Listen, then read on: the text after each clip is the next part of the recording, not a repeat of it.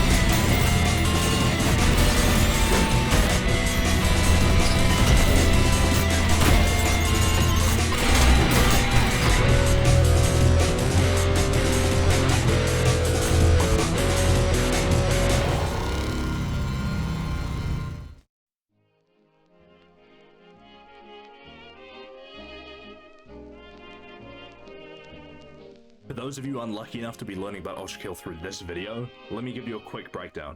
ULTRAKILL is a fast-paced movement shooter that drops you straight into literal hell. You're placed in control of a robot named V1, utilizing blood to fuel your rampage through the underworld's various layers. One such layer released under 2 weeks ago, Layer 7, Violence. The first layer in ULTRAKILL's third act, Godfist Suicide. Yes, the name goes hard as fuck.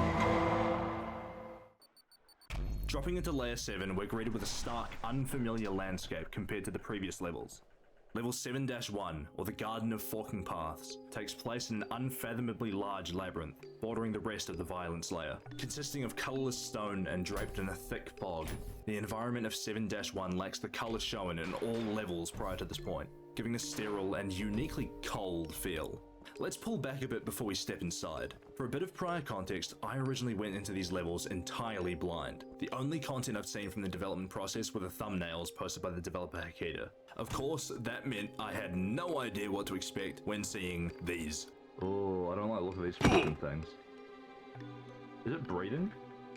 These statues seem relatively harmless for now, just changing poses every few seconds, but I think we all know that won't last. For now though, we need a red skull to keep progressing. Further in, we find a button and a blue pedestal.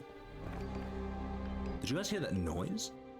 With the press of a button, a door opens somewhere further back, and that is where we see this. Here we go. Oh great, a chit. Hell no, man, fuck this. Now stuff like this is exactly why I personally call this update the horror update. The skull is right there within our reach. Surely nothing bad could happen, right?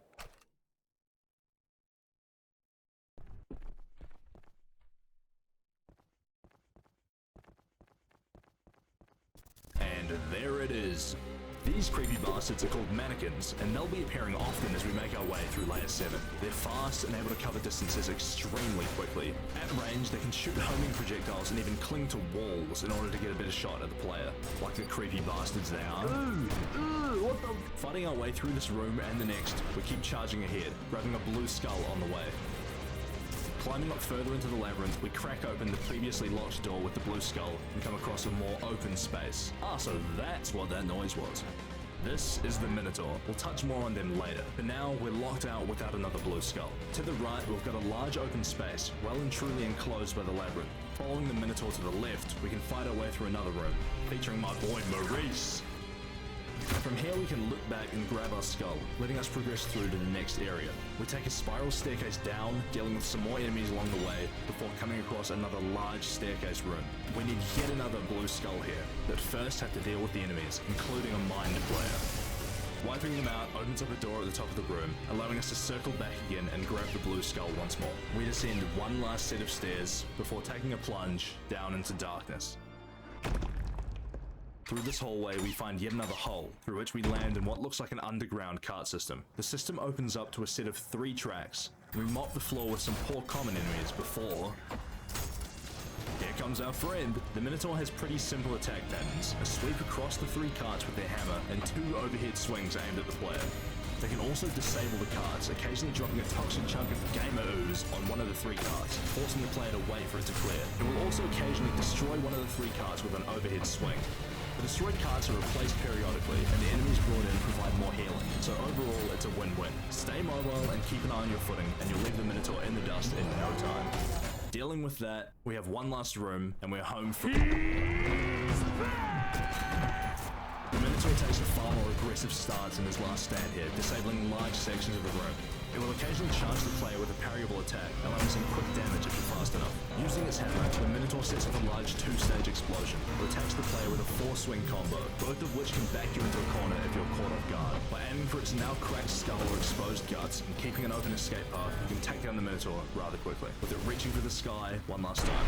In this information log, we get a bit of context about exactly what we just fought. While crossed out and marked as unknown in the info log originally, with a bit of scrolling, we can read the following. One of the oldest surviving demons, the Minotaur was sculpted by an unknown individual as a gift for King Minos, before he was removed from his position as the Judge of Hell. Minos was disgusted and terrified of the Minotaur, resembling his past mistakes as a so-called personalized monument of death and despair. His response to the gift was to cast it into the Garden of Forking Paths. The Minotaur now runs around the garden blind and decrepit, longing to see the sky one last time. Nevertheless, we keep pushing on, dropping down to level 7-2. We're back to fighting our way through the labyrinth in 7-2, grappling through a short section before coming across a new mechanic. It's pretty simple, a button that you grapple onto to activate. Unlike previous grapple points, it won't pull you towards it, but it gives you a bit of airtime, which will come in handy later. We make it to our first proper room, and... as the giant boss health bar suggests, this is a Gutterman. Built during mankind's final war, Guttermen were hulking machines, some of the first designed to run off of blood. Unable to keep blood fresh, Guttermen were designed to keep a living fuel source within them at all times, stated to be volunteers but regularly prisoners of war, or even returning soldiers no longer fit for service. The Guttermen utilize a large minigun with a short wind-up period. If they take a while to track you, their aim will improve the longer you stay exposed. To make things more interesting, the Guttermen also carry a shield, reminiscent of those used by riot police. Luckily, you can break this shield with a punch from the Knuckle Blaster, opening the Gutterman up for attacks and providing an easy healing opportunity. The Gutterman goes down with a literal thunk, allowing us to pass through the door and ascend the stairs. We've officially entered the Violence Layer proper, held in the grasp of a constant war. Gargantuan machines fight on the horizon, backlit by strikes of lightning. Bullets fly overhead throughout the level, and canisters containing enemies shell the battlefield. A knockdown clock tower from the labyrinth gives us our path through, bulldozing past a few more mannequins and robots dropped in from shell canisters.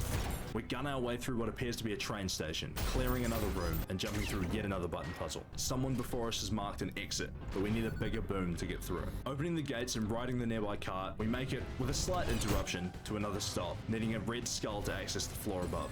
A path leads out to the left, but tread carefully as it is dotted with mines. I've got a personal bias towards these, as it is extremely satisfying to launch one of these suckers straight into an enemy's head.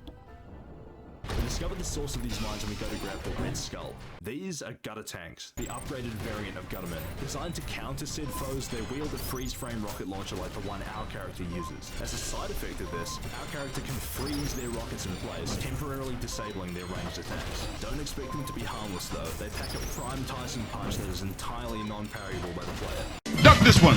As with most enemies, stay mobile and especially watch your step with the mines, and you won't have a problem with the few that spawn here. Take the skull back to the main area to open up the door. We have another button/puzzle section here, where that slight airtime comes in, requiring you to press 3 buttons in order to get through, and another section following, requiring a specific order to open the following door. Clearing this area, we find an incendiary munition to lower down to our cart. Yes, if you're wondering, I did try and blow it up. We make our way back to the station with our newly acquired bigger boom. I got a tank and Gutterman try to stop us on our way, but we make our way past them and down the newly created hole. This section is called the Archive, and with one wrong step,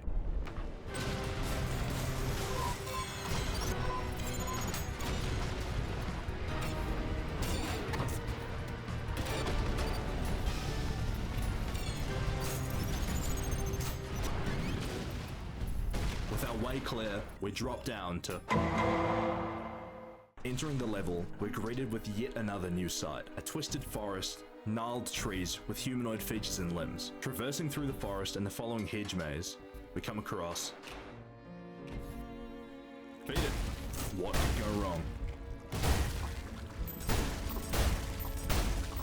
Fighting before the tree suffices its hunger for blood, lighting the area and clearing a path to our right. We make our way through another forest, this time harboring mannequins that attack from within the grove's twisted limbs. Another room full of enemies stands in the way, robots and demons alike. We clear our way through, finding another tree. The same deal, feed the tree with blood and make our way back. The symbols in the square with the first tree indicate one more. Following the path, we find a long hallway. We're caught in the blast of a battle unrelated to us, with robots and demons fighting each other with us in their midst. As the last survivor, we follow the hallway to its end, with one more tree to reward us. More enemies fight amongst themselves as we wipe out the lot and return to the square. A few stragglers stand in our way, but we make it back, and the doors open before us. Down the stairwell, we find ourselves in a large, ornate room, the Great Hall, seemingly built around yet another tree. In the center, we can grab a dual-wheel power-up to help deal with the multiple waves of robots and demons to be dispatched in this room. When the fighting dies down and the tree has bloomed, we keep pushing on. We find ourselves at the final level of Layer 7. One last door, one last set of stairs, and we stand before the Leviathan that has been dwarfing the horizon of every level before this point. With its attention turned towards us, there's only one thing left to do. A few basic enemies stand in our way, but there's bigger prey afoot. In our climb, we pass pipes and machinery, but also houses and streets. The Earth Movers were known as the Horsemen of the Apocalypse, the pinnacle of creation during the final war, leveling cities and leaving scorched wastelands in their wake. With nowhere left to turn, houses, towns, cities were built upon the backs of these beasts to rehome what was left of the shattered human race. When the smoke of their own creation finally blotted out the sun, the machines fell silent, the blood available no longer enough to fuel their rampage. For further context, while these steel beasts were the last of their kind to partake in the final war, one last prototype was made as their counterpart. V1, the very robot we control. We were made for this very moment. This very fight. The security system stands in our way, but not for long, able to turn the rockets, lasers and mortars of the various components upon themselves.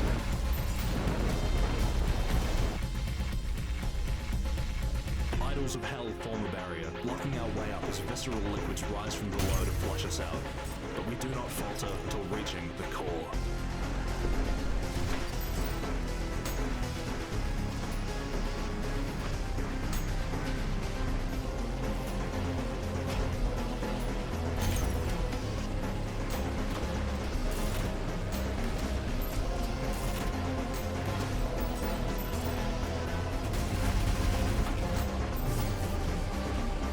Job done, we fight our way out, with robots and demons alike hindering our escape, as we propel our way out of the hulking mass of metal and flesh.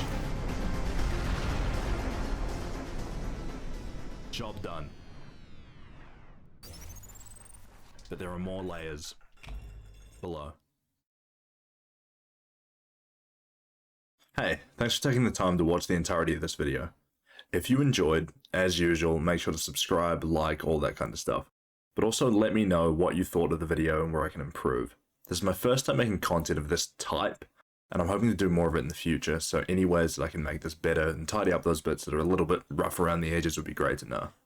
There are a few more videos like this on the way, so if you're interested, make sure to turn on notifications and keep an eye out for things like this coming up. Take care, all the best, and Happy New Year's.